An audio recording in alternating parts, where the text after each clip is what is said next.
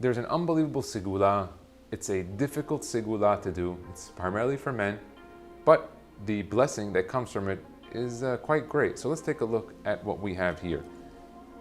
It says in the Shema, Velo taturu acharei lebabchem v'acharei einechem asher atem zonim acharehem.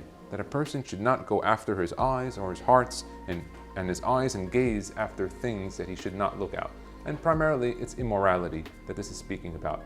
Women not properly dressed, or looking at the wrong things, looking at avodah zarah, looking at pictures of Rishaim. But it's an unbelievable segula. Why? Because it's brought down. The Imre Noam tells us that if a person watches his eyes, he can remove even a harsh decree of mavet.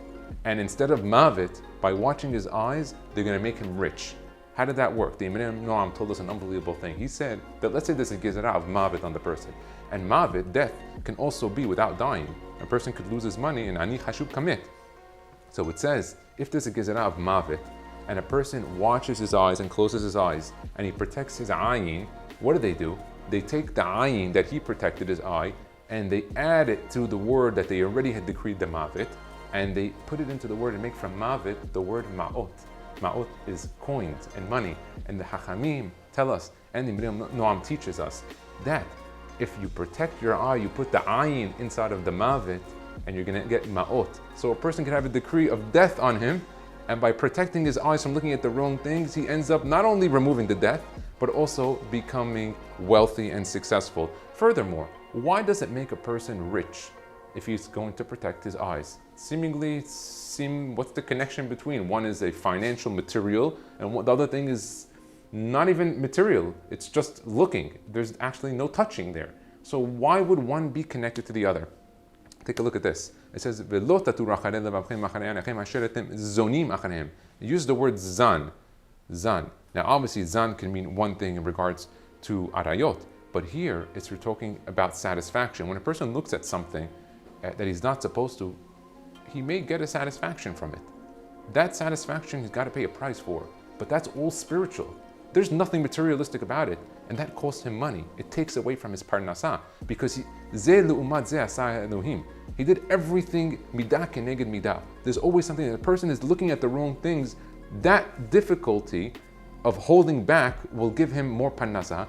As we say in the Birkat HaMazon, Baruch Ata Hashem al haaretz ve'al hamazon, and we say again, Hazan et ha'olam kulo betuvo, that God is feeding the world. Hashem says, you are zan your eyes with the wrong things, that's going to take away from the other zan that I wanted to give you, of land, of food, of money. But he said, if you protect your eyes, you protect the zan over there, the zonim, I'll protect the zan, and a person will have a lot of beracha in his life. Now furthermore, Rav Shimon Shkap said, what other sigulot come from a person who has shemirat einayim? He said it's a secret that if a person wants to remember his learning, he must watch what he's looking at. And today, this is the biggest test of the generation. Because even the Satan himself, if you would have asked him 5,700 years ago, if he would have been so successful to bring these phones and devices and types of things that have come out down to the world today, even he himself, he would not have believed it. And today, Rav Shimon Shkap says, if you want to remember your learning and you watch your eyes, and everything you remember, you'll be able to source, you'll be able to quote it by just protecting your eyes. Furthermore, it's brought down that what's another way that a person can remember his learning? It's unbelievable that when a person's learning, he should be careful that whenever he finishes learning, he always closes the book. Why so? It's brought down by the Bach. It says, Umikan, yesh lilmod, shelo yelech adam lachutz, v'yanich ha-sefer patuach. When you are learning a book of sefer, of kedusha, of Torah, make sure that when you leave the book, you close it. And you don't leave it open.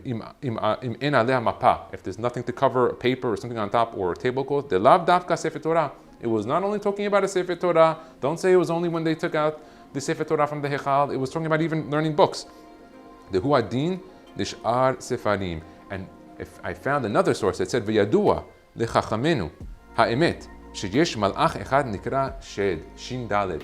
And they said, Vehu shomer dapim.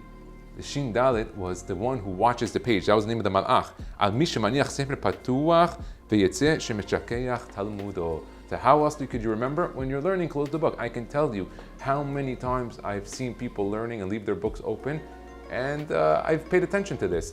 There was a custom in Eretz Yisrael amongst the Hasidim, I believe the Hasidim of Belz, that if they saw someone else's book open, they wouldn't close it unless they went to it and read one line and then close it, because the Shomer Dapin, if someone else closed the book, would not work for the person that was learning, unless he went there, learned a couple of words and then shut it, and they would do that, and the Segula worked. Baruch Adonai Le'olam, Amen ve'amen.